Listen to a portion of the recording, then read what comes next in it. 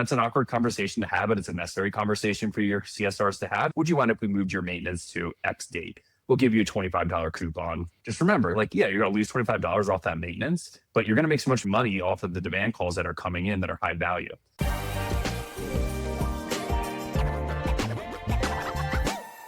Welcome to Mastering ServiceTitan, where you get expert advice from power users. I'm your host, Josh Liu, and today we have Paul Belessis back on the podcast. He's a growth marketing manager here at ServiceTitan, and we are talking about a very timely topic about not only maximizing the spring, but also preparing for the summer. Last time we talked about marketing. This time we're going to talk a little bit more about scheduling and dispatching and how to optimize there. So Paul, welcome back to the show. Thanks for having me, Josh. Can you set the context again? We've got spring. We talked a little bit about marketing and how you adapt and shift your strategies for marketing. What does spring bring in terms of challenges or opportunities for scheduling?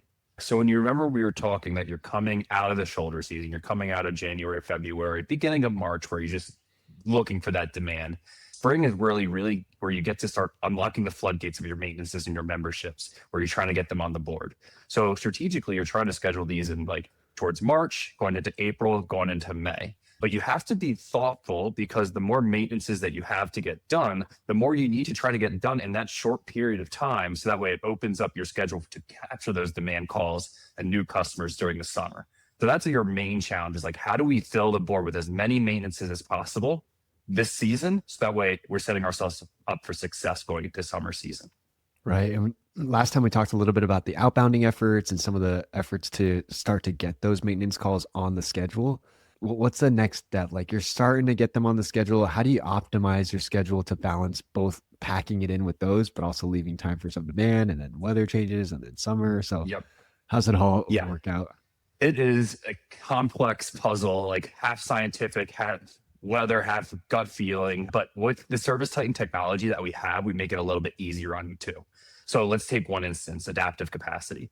So a lot of times people before, they used to just, do outbound. However we can get that person on the job on the schedule, we'll get them on as soon as possible because we got that call. That's not necessarily the best way to do it. Yes, you want to keep the job board full, but with adaptive capacity, what you can do is basically put in certain restrictions for certain zip codes. So let's say you're only able to schedule these zip codes, and with adaptive capacity on the board, the CSR won't be able to book those zip codes any other day. So maybe we only want to do those zip codes Thursday and Friday of this week, or a certain week or whatever.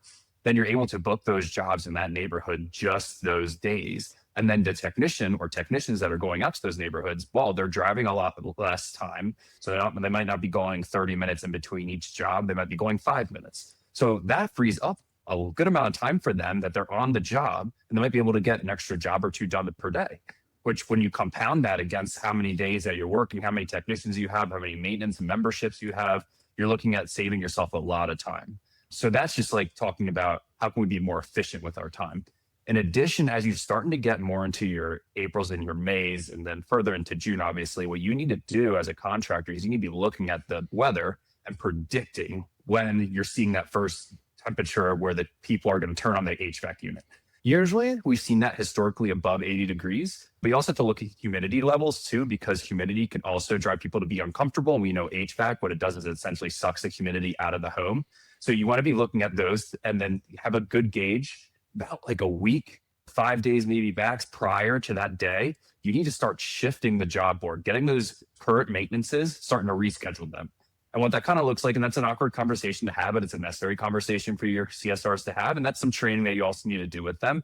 And it's just very polite conversation, hey, are we able to move your maintenance to, we see some hot days. We want to be able to take care of some customers on those days because we know they're going to have HVAC issues. Would you mind if we moved your maintenance to X date? We'll give you a $25 coupon.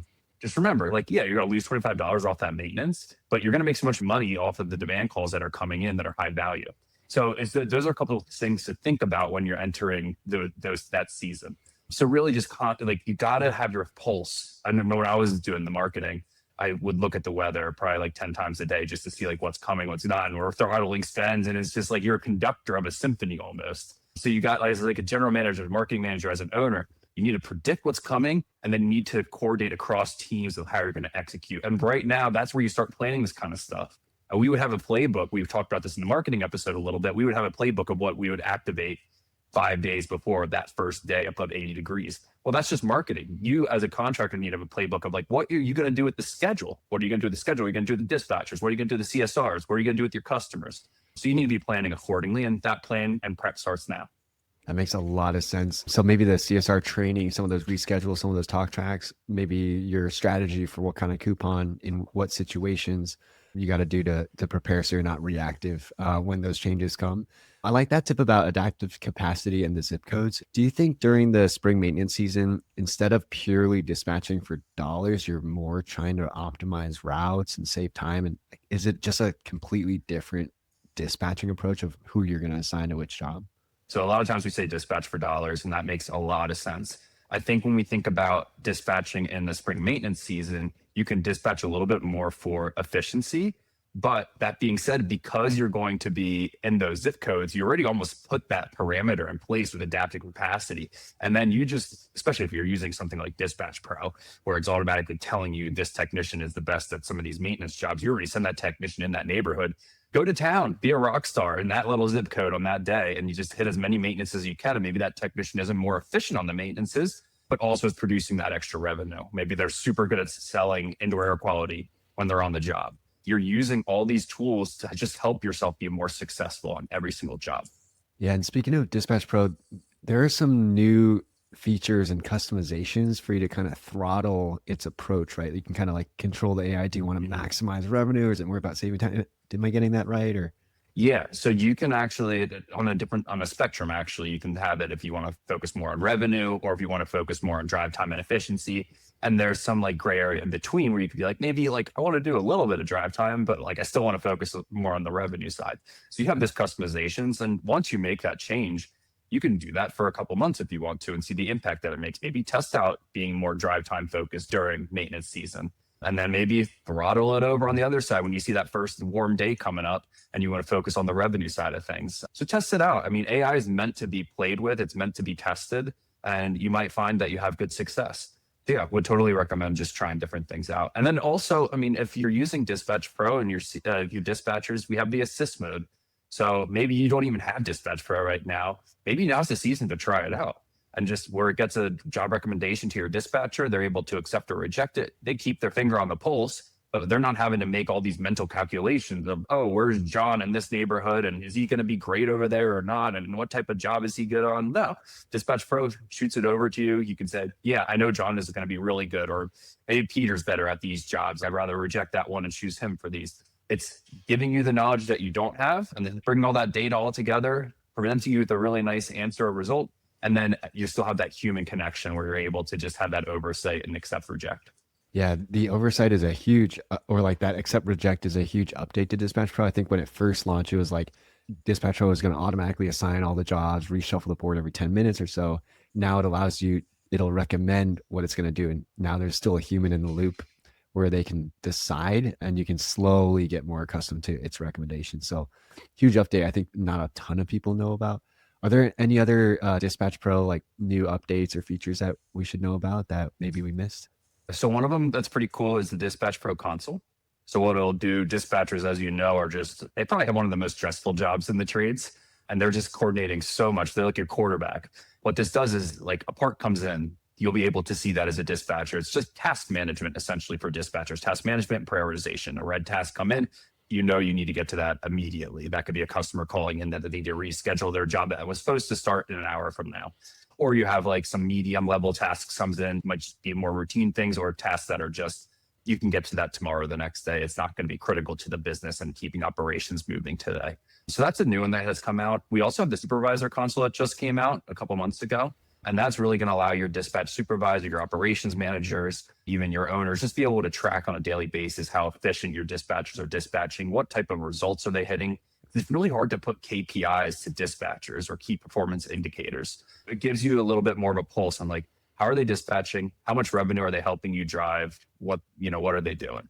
So yeah, those are two ServiceTitan tips that you can use in this time. There's the adaptive capacity, which is a core feature. And then we've got Dispatch Pro, some of the new stuff there. Pro feature. I know we also teased at the end of the last episode some new scheduling pro features, which I would love to cover today, and how they can maximize spring with those new features.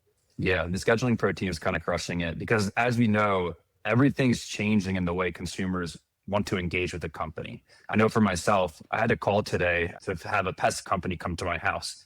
And I was like, I really had to call? Like, I don't want to call. I like being able to schedule online. That's my preference. A lot of people like to be able to schedule their own particular way. So what Scheduling Pro is doing right now is, yes, you can schedule online as a new customer. You can also schedule your reoccurring service visit online now with Scheduling Pro, and it'll recognize you as a reoccurring service visit. It's going to give you those recommended dates. It's pulling all the capacity data in and requirements from adaptive capacity. So you're able to do that. In addition, you're now able to add payment information like a credit card right there on Scheduling Pro, which is very easy. So one, your technicians are going to spend less time in the home collecting that information. Every minute counts when it comes to your technicians. They're one of your finite resources. So you need to make sure you're using it wisely. In addition, your CSRs are not having to go, or your accounts payable or receivable department isn't having to go track down that customer, call them a million times and just play phone tag. And your business books are staying up to date, which is also good for you because you can track revenue coming in. Some other things that are actually really cool, dynamic dispatch fees. So think about Uber. Well, let's say you're going to a sporting event or a music concert. Those fees go up and they throttle up because there's so many people, there's so much more demand coming versus a time that's really not super busy. That's going to be a very cheap Uber ride. So what we're able to do now, let's say you have a certain job type that you really want to capture. For instance, an air conditioning system has broken down. It's 90-degree day and it's 20 years old. It's on its last leg. You 100% want that job. So you're able to say, like, we're going to throttle that dispatch fee down because we absolutely want that customer. Let's say your normal dispatch fee is $125. Maybe you're charging a $50 dispatch fee. Maybe you waive the dispatch fee. And you're just like, we want that job because we know it's going to be a $20,000 system replacement. Who cares about $50? You're able to do that. Versus, let's say it's, again, same situation, 90-degree day, someone that has a brand new HVAC unit that wants to just get regular maintenance done on it. Well, you don't want to have to go do that day. That's where you want to take care of like the new customer. So you can maybe just have the dispatch fee go up a little bit. Maybe it goes up to like $150 or $200 for same day service. But then the day that you actually want to do it without telling the customer you want to do it that day, maybe it's next week and you realize there's going to be a cool down a little bit. You can have the dispatch fee be a little bit more reasonable price, like your typical $125 or $100. So then it just entices the customer and empowers the customer to choose what they want, and it keeps the choice on their behalf. And then they can choose the date. Usually you can gear them in the right direction. So that's a really cool feature that I think once contractors start taking advantage of something like that, it really just helps you control your schedule, but while empowering your customers to control their schedule too. So it's a win-win essentially. Got it. So it's dynamic dispatch fees and it's based on job types. Is that how they set it up? Job types, capacity, zip codes. It goes based on your rules, trade, anything like that. Okay, makes sense. Last time, just piggybacking off the topic of last time, we talked a lot about the different marketing strategies, tactics, how they shift during the season. Are you putting that scheduling link for your members to book maintenance so that way the office doesn't have to call them? Or 100%. So you're putting that link in everywhere. I mean, the average consumer wants to book online these days. You're putting that link everywhere. It also saves your CSRs time. But in addition, what we do have now is we have a couple of really cool AI-based tools like AI voice agents that are able to handle these types of calls as they come in, be able to book the same way Scheduling Pro would, the same way your CSRs would. Again, you're just amplifying the amount of ways customers can book with you. And the consumer is usually okay these days with the AI voice agents across different companies. I know I talked to one the other day and it worked out just fine. I didn't have a problem with it. Honestly, I got help faster than I would if I had to wait on hold to talk to a human to do a very simple task for me. Scheduling a maintenance is not a difficult task. AI voice agents can handle that very easily, while your CSRs can focus on providing better customer service in other areas where they're more valuable. One of the things I forgot to mention about Scheduling Pro is that they're able to have full AI-based SMS conversations. So customers are able to text with an AI agent and they're able to book a job purely through text. It's a really convenient and easy way and feels very natural conversation flowing. Instead of texting your friend, you're texting Scheduling Pro and you're just able to book your appointment, whatever that might be. It knows your full schedule, your availability, the job types, because it's all fully integrated in a service site. It's all native. So it knows everything about the customer and about your business. So it's very easy to do that. In addition, what Scheduling Pro does, so let's say someone goes and starts booking their job. You sent them an email to that link. They went online, they started trying to schedule, and maybe somebody called them and they just got distracted and they started doing something else. It happens to all of us. Scheduling Pro sends that user a link a conversation, a text where they're able to just sit there and rebook. And we've seen contractors 2-3x the amount of bookings that they're having just because of that simple interaction where, yeah, if something happens, it happens to everybody. We send them a follow-up link and then they're able to book their job very easily. So there's so much that's been coming out the past couple, I feel like weeks, but it's really all meant to help contractors widen the funnel, capture more leads, re-engage customers that might have dropped off, and ultimately save your team time and be more efficient with your resourcing. If I'm a customer and I'm having an SMS conversation for booking, what is that experience like? It's different from going to your site and booking online. Is it like a outbound thing that you do, or? Let's say you have a campaign with Marketing Pro and you send an SMS text and say, hey, you can book online or you can just reply to this text message right now. And the customer is just like, oh, okay. So they just start texting. And they're like, yeah, I'd like to book a job on this date. Do you have any availability in the morning?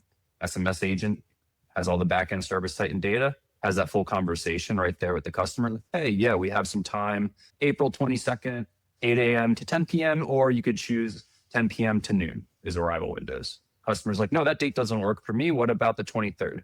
Agent, Jeff, yep, 23rd works. We have 8 to 10. Would that work for you? Customer, yes. Okay.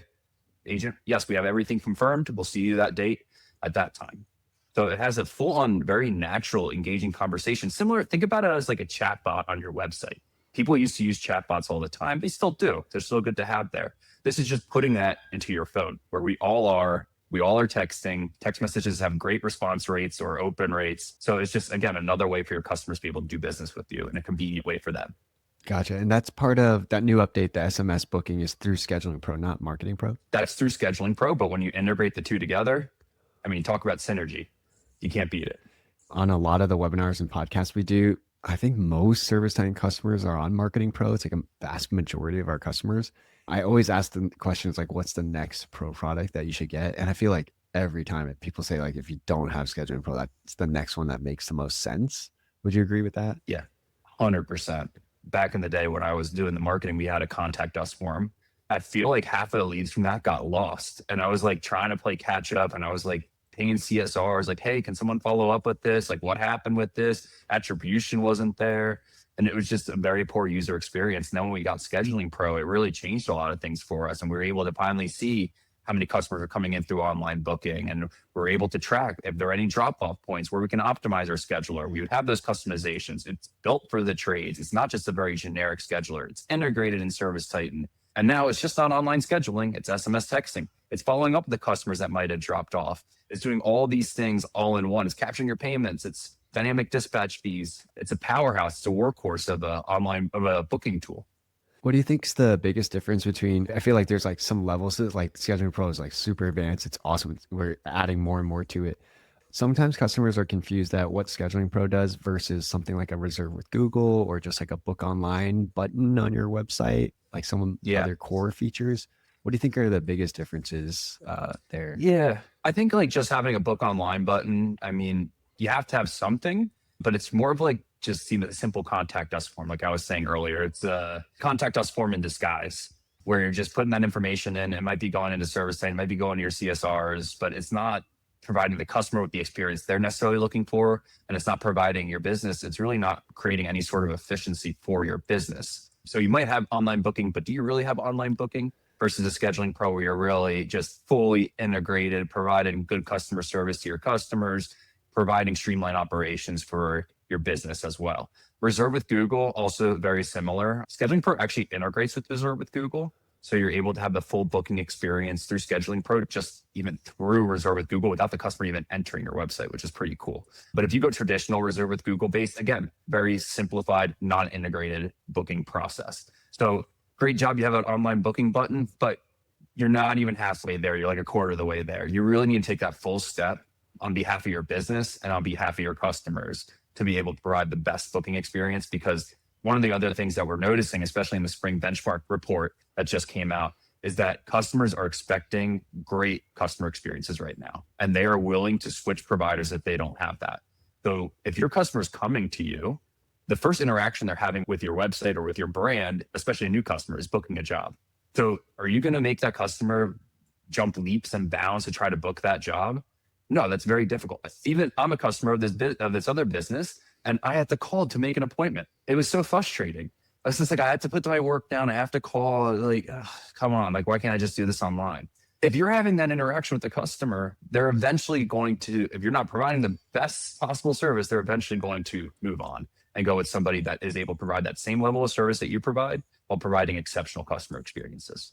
It sounds like there's like a surface, like there are levels to the scheduling. Basically, there's like the surface level. You can have the button, you can have the form thing, but does it truly integrate with your capacity? Are there options to dynamically throttle your dispatch fee and incentivize the right kinds of jobs that you actually want? Are there ways for you to follow up with abandoned cart-esque communications to book those things? Are there all the SMS? So you're just layering in all these other ways to reach them and Absolutely. to get the jobs booked. And think about that. Once you set all those up, those are just automated. I mean, you can just sit back and capture the jobs. It's like set up the marketing pro, it's automated. Set up adaptive capacity, your capacity is automated. Set up scheduling pro, automated. AI voice agents takes like 15 minutes to set up an AI agent that's can handle inbound calls, and you can have it handle the maintenance calls that are coming in. Automated. Okay, one day. It takes you a whole day to set all this stuff up, and it probably saves you hours upon hours of work, not just for you, but for your entire team. Are there any people listening who you think should not use Scheduling Pro or AI voice agents? I think that's definitely a fair question. I think if you're more on the construction side, you're not necessarily handling a lot of those inbound calls. Construction is a lot about relationships. Even on the commercial side, to a certain extent, it's a lot of relationship building. And you might want to have a fine-tuned relationship and more of a personal interaction with that customer. So I would say is like definitely think about that. That being said, a lot of companies that we have worked with in the commercial side, in the commercial sector, new construction, they also have a residential component. And I think that's where it kind of comes in, where you can set up some of these AI-based agents or scheduling pro stuff to maybe handle more residential, because you want to make sure anything that's coming in on the commercial side, you're having a representative of your team pick up, or if it's an existing commercial big account, you want to make sure you're having that one-on-one interaction, because there are some times where it is very important to have personal one-on-one connection. Yeah, that makes a lot of sense. So it's really picking the right tool for the right job and different job types and just making sure it's all taken care of the right way. So yeah, that's good to know that, if you're maybe like 90% commercial construction, Yeah. you can still throttle the AI voice job type for just your residential jobs or something like that. Yeah, exactly. Speaking up to the contractors there, your business the best, your customers the best. It's okay to test new things, and I would encourage it, but also, make sure you have your thumb on the pulse of what's going on in your business and what's going on with your customers. And that's always very important to do. We've talked a little bit about scheduling, dispatching, marketing for the spring season. Maybe you can tease a little bit or like prep a little bit of a preview for as summer starts to approach. How does all this change at a high level? As summer approaches, it's the fun season. This is where you make the money. So as summer starts to approach, you need to start prioritizing job types. A lot of that looks around equipment age and what's going to be most likely to need to be replaced, because rather than doing a $200, $500 service call, you want to be doing the $20,000, $15,000, $20,000 install. So you need to be thinking about that right now, and you need to be monitoring what type of tags you put in your system and how that works. So that way you can make it very easy for your technicians, for your sales team, for your CSRs, for any of the AI components that we talked about, to be able to schedule the most important jobs the fastest. It's all going to be about speed to lead. You get the call, you get the booking. How quickly are you able to get out there on a very hot summer day when the job board's full? So you just need to really start thinking about that a little bit. And then you and I will definitely probably have another episode where we dive into some of them, the dynamics. Because summer's a roller coaster. You get some days where it's like you have too many calls, you don't know what to do with them. And then it's like the next week, it's like 60 degrees end of July. And you're like, well, that's really random. Why is it like a random 60-degree day in July? Like, demand died down. Like, we need a little bit. So it's just like such a roller coaster of a season, but a very important season, because it's a lot of times where it makes or breaks your year. So something definitely to consider. It sounds like in the summertime, you got to be quick on your feet to like change strategies. Very quick. And also like more on the marketing side, we were throttling. I mean, every day we were doing something throttling spend. This place, this location, this branch needs more jobs in this realm. This branch is overbooked, and this branch needs X, Y, and Z. And it was like a constant game of Tetris and just like trying to plug in the right places. And I mean, it's a lot of fun, but it's stressful. A lot of stress comes great opportunity as well. So yeah, crazy. I'm excited next time to have you back to prepare people for the summer, and we can reminisce about those days and all the different tactics that you had to run. So yeah, we'll have I you think it's a back little on. PTSD. We'll have to I think have you back on shoulder too. season's worse, I would say. Oh, I would really? rather be in peak season than shoulder season. Oh, Okay. yeah. Any day of the week. Gotcha. It's a cool little theme that we have going though, preparing for each season for these HVAC businesses out there, how to adapt because it really, Yeah. yeah, things just change a lot in each season. So it's good Yeah. And it to know. just, I mean, I can't believe it's already March, and I just feel like things just it keeps coming before you know it's going to be April, before you know it's going to be May, and you're going to have a lot of this stuff rocking and rolling. And it always feels like in the trades, you always feel like you're on your back foot a little bit. So I think it's good that we're doing this, like helping people get ahead a little bit more, because if you can try to get ahead and be proactive rather than reactive, it's much better. So Paul, that'll wrap up the spring season, scheduling, marketing, dispatching, how to adapt. And then we'll have you back on in the summertime or maybe ahead of the summer to help people prepare. In the meantime, if people want to hear more from you, where should they go? So you can follow me on any social media at Paul the Pro, and I'm on Instagram, YouTube, TikTok. So yeah, just follow me. I have some just quick hitters, little tips that you have. It takes like 20 to 30 seconds, produce a couple a week. Also talk about some different events that we have. If you go to any of our Toolbox Lives, I'm usually there, sometimes as a speaker. But yeah, if you're looking to connect, please do. Awesome. Thanks, Paul. We will catch you next time as summer approaches. And thank you all so much for listening.